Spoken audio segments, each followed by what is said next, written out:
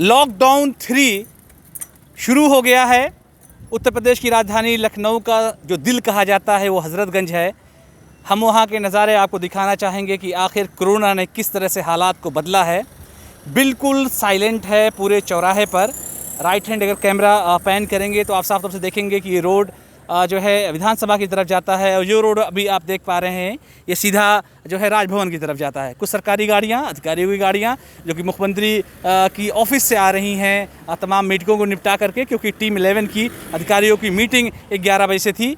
कुछ एम्बुलेंसेस खड़ी हैं, रास्ता बिल्कुल ब्लॉक है, पुलिस के लोग आपको दिखेंगे। और ज़रा सा जो है ज़मीन की तरफ अगर हम इशारा करेंगे तो कुछ लोगों ने कोरोना से लड़ने के तरीक़ेकार को बताया है। बड़ा अहम हो जाता है इन तमाम तस्वीरों को दिखाना, क्योंकि अगर आपको उत्तर प्रदेश की राजधानी लखनऊ को समझना है तो सबसे पहले हज़रतगंज को समझना पड़ेगा। हज़रतगंज में हालात इस तरह के हैं कि शायद हज़रतगंज जब से तामीर हुआ उसके बाद से इस तरह के नज़ारे हज़रतगंज ने कभी नहीं देखे थे। हज़रतगंज का अपना जो इतिहास है वो शानदार complex, shopping complex, restaurant, hotel, theatre और तमाम सरकारी कार्यालय को लेकर के है।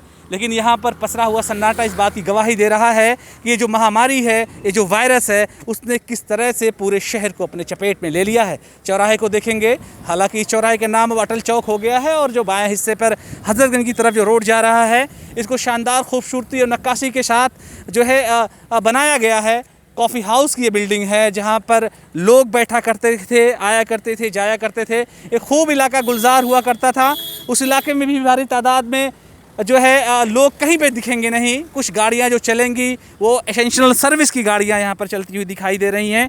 तो आप हालात देखें कि कोरोना ने किस कदर हालात को बदला है, किस तरह से हालात को बिगाड़ा है। तो ऐसे में ये जानना बेहद ज़रूरी है कि जो लोग निकल भी रहे हैं वो बेहद ज़रूरी कामों से निकल रहे हैं।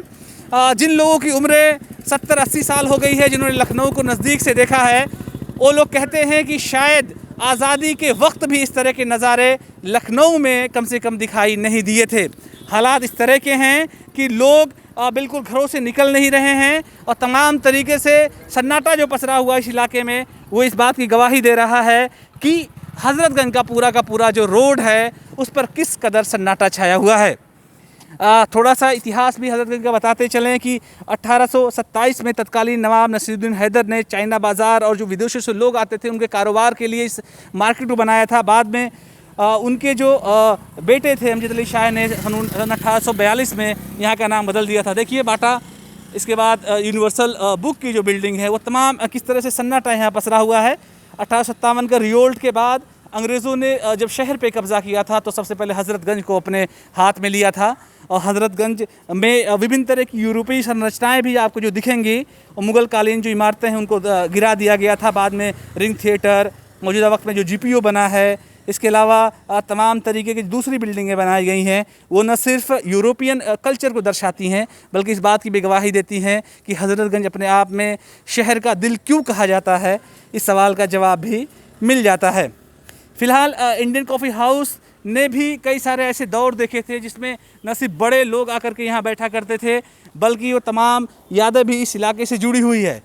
तो हज़रतगंज में हालांकि ख़रीदारी के लिए लोग खूब जम कर के आते थे, लेकिन जो हालात अभी फ़िलहाल दिखाई दे रहे हैं उससे आप बखूबी अंदाज़ा लगा सकते हैं कि जो सन्नाटा है हज़रतगंज की गलियों में, हज़रतगंज के रोड पर, वो इस बात की तरफ इशारा कर रहा है कि चीज़ें कैसे, एक वायरस ने चीज़ों को कैसे बदल दिया और कैसे लोगों की ज़िंदगियां बदल गईं, कैसे लोगों का आना जाना बदल गया, रहन सहन बदल गया। जिस इंसान के बाद जो कहता था कि हमारे पास वक्त ही की कमी है, अब उसके पास वक्त ही वक्त है। जो पुरानी जो है कोतवाली हुआ करती थी उस साइड में हम लोग आ गए हैं और कोशिश कर रहे हैं कि उन इलाकों को दिखाएं कि किस तरह से यहाँ पर सन्नाटा पसरा है और किस तरह से हर जगह पर ताले लगे हुए हैं।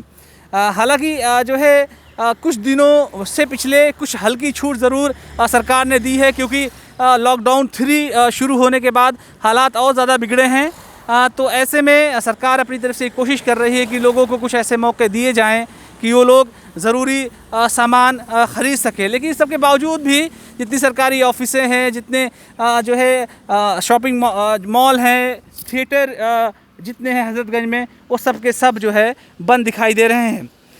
हज़रतगंज के बारे में ख़ास बात ये भी कही जाती है कि जो सुबह बनारस और शाम अवध की बात कही जाती है, उस तमाम जो है चीज़ें यहाँ पर लागू होती दिखाई दे रही हैं। लेकिन ख़ास तौर से जो खूबसूरत एक नज़ारा यहाँ देखने को मिलता था हज़रतगंज में, अब वो बिल्कुल यहाँ पर नज़र होता हुआ दिखाई नहीं दे रहा है।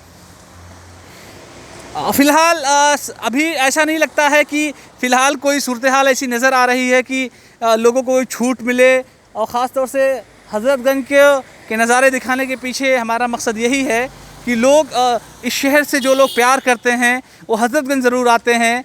बहुत सारे लोगों के दिलों में बात रही होगी कि आखिर लॉकडाउन के दौरान हज़रतगंज दिखता कैसा होगा, हज़रतगंज में हालात किस तरह के हैं। तो हम इस वीडियो के ज़रिए से न सिर्फ हज़रतगंज के हालात को दिखा रहे हैं, बल्कि ये कि आप मान के चलिए कि आपको एक शिक्षा भी यहाँ से मिलनी चाहिए कि जिस तरह के हालात बने हैं, अगर इस लॉकडाउन में हम तमाम चीज़ों का पालन नहीं करेंगे, ख़ास तौर से सख्ती से लॉकडाउन का पालन नहीं करेंगे, तो हालात ऐसे ही बनेंगे।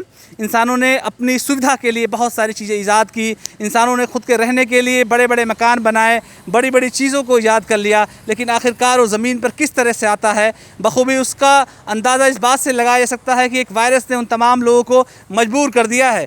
और ये गुलजार रहने वाला जो बाज़ार है, जिसका अपने आप में 210 सालों का इतिहास है, यहाँ पर सन्नाटा जो इस बात को चीख चीख कर बता रहा है कि अभी भी ज़रूरत इस बात की है कि लोग नेचर की तरफ लौटें, प्रकृति की तरफ लौटें, और ख़ास तौर से इंसान उन तमाम चीज़ों को फॉलो करे जिसको फॉलो किए जाने की सख्त ज़रूरत है।